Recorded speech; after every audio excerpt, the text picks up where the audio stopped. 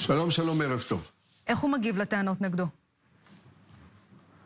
אני אומר כך, מה שאמר עכשיו כתבכם הדר קיסיץ, לא ידוע, לא לי ולא ללקוח שלי. המשטרה כנראה מאביסה את התקשורת בדרכה שלה, אבל בפועל, כאשר באים לחקירה, הדברים האלה לא מותחים בשום צורה ואופן. מה כן הותח בו? בחשודים. מה אומרים לו בעצם? מה כרגע מוצע כנראה? זה בדיוק העניין, שעד עתה לא הותח בו שום דבר משמעותי. מה שהותח בו עד אתמול, והיום גם פגשתי אותם היום לקראת הבוקר המאוחר, הותח בו שהוא אכל ארוחת ערב עם ארנון בר דוד. ושאלו אותו מי שילם על ארוחת הערב הזאת. אוקיי, זה מה שהותח בו. וכשאתה שומע כרגע... אז הוא הסביר שהם חברים 30 שנה, ומדי פעם הם הולכים לארוחות ערב, ופעם הוא משלם, ופעם הוא משלם. אם זה השוחד, אז ננסה להתמודד איתו. אז הקשר ביניהם, לפי מה שאתה מתאר, הוא קשר חברי, שנמשך עשרות שנים, אבל במשטרה מדברים על משהו הרבה יותר עמוק, שיטתי, על יד שרוחצת יד, על מינויים רבים שהיו בתוך דירקטוריונים, ובתמורה ממש העברה של חלק מהוועדים אל תוך חברת הביטוח שלו. הכל מומצא, לא היה ולא נברא? תראי, עמליה, תראי, את אמרת משהו עכשיו מאוד חכם. אמרת מינויים בדירקטוריונים. זאת אומרת, זה השוחד, זה המתת. זה מה שלפחות את טוענת שהמשטרה אמרה לכם. אני לא טוענת, אלא לפי מה שמוצג במשטרה במסגרת הדיונים בין היתר. לפי מה שמוצג במשטרה, אליכם, לא ללקוחות שלי לפחות. וגם במסגרת הדיונים והערכות המעצר, לא אלינו לתקשורת. האם אתמול את ראית איזה אדם שיושב בדירקטוריון שהובא למעצר בחשד לקבלת שוחד? האם זה בעיניך המדד לכך, האם הדבר קרה או לא קרה? הרי אנחנו יודעים שמעצרים וחקירות מתבצעות ממש בשעות אלה גם. אם נטען שאדם קיבל מינוי כשוחד, איך הוא לא עצור? איפה הוא נמצא? למה הוא לא הובא למעצר? היו 350 איש שהובאו לחקירות ומעצרים. ראינו הערכה של 8 ימים את המעצר של יושב ראש ההסתדרות. מדברים במשטרה במונחים של אחת מפרשות השחיתות החמורות ביותר שראינו בתולדות המדינה. אני לא מניחה שאין שם כלום ושום דבר. ככה אתה טוען? אין שם שום דבר מאחורי הדבר הזה? תבדקי אחורה. כמה פעמים המשטרה טענה שמדובר בפרשת השחיתות הגדולה במדינה.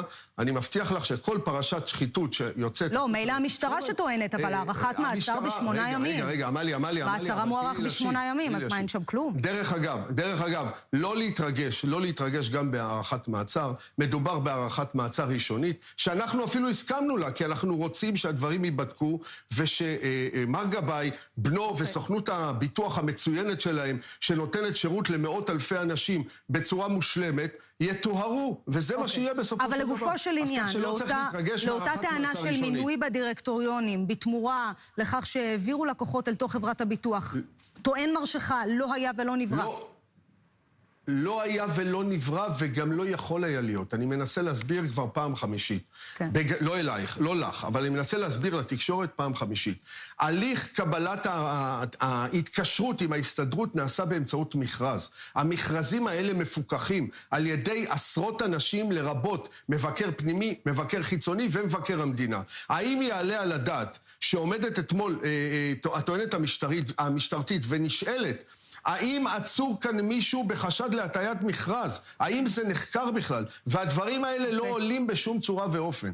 אז אם המכרז היה תקין ועבר כדין, אז הכיצד זה יש... רק שאלה מהדר כאן. אני חייב להתחבר פה לדברים האלה, כי קודם כל הייתי מציע להיזהר עם הדרך שבה אתה מגיב לדברים, כי את תיחשפו דברים מעניינים שאני ספק אם תוכל להגן עליהם בצורה שבה אתה מתבטא לפי שעה. אנחנו לא ניזונים אך ורק מהמשטרה, גם מהדמויות המקורבות ביותר ללקוח שלך. עכשיו אני אומר דבר אחד, לגבי המכרזים, הכל כשר, הכל טוב, יש גם מי שאומר שקראו למכרזים האלה תע"א תפור לעזרא גבאי, אבל את זה אני אשים בצד. דבר אחר לחלוטין, אני רוצה לקחת אותך לחברות שאכן עבדו איתו. האם אתה יודע, כעורך דינו, כבר בשלב הזה, למנות את החברות שהוא שיתף איתם פעולה? רשויות? אני לא יודע אם יצא לכם אפילו לדבר על הדברים הרבים האלה. אולי כן, תשתף אותנו. כל שיתוף פעולה של מר גבאי, שהוא סוכן ביטוח עם הסוכנות ביטוח הגדולה ביותר בישראל, נעשית כדין, בין אם זה רשויות מקומיות, בין אם זה גופים ציבוריים, בין אם זה גופים ממשלתיים, כל העבודה שלו זה למכור ביטוח. זה העסק שלו, כמו שאמרתי, ואני חוזר ואומר. מאחר ואמרנו שמדובר בפרשה כל כך מסועפת, אין לי ספק שעוד תהיה לנו הזדמנות להמשיך. עמליה, אני לא שומע. ממש לסיכום, כי אנחנו חייבים להתקדם. ובסופו של דבר, יש חקירה. אני מציע שנמתין בימים הקרובים לחקירה, ואתם תיווכחו לדעת שהכל עור ופרח, לא יישאר מהדבר הזה שום דבר. לא להתרשם מהפומפוזיות, לא להתרשם מהפומפוזיות של אמירות המשטרה. אם מפקד יח"א עומד במשטרה, עומד בתקשורת ואומר אנחנו מחפשים עדי מדינה, מדוע לאסוף עדי מדינה כשיש לך ראיות כאלה טובות? עורך הדין אני באמת שואל את זה, לא צריך עדי מדינה. תודה רבה לך. תודה.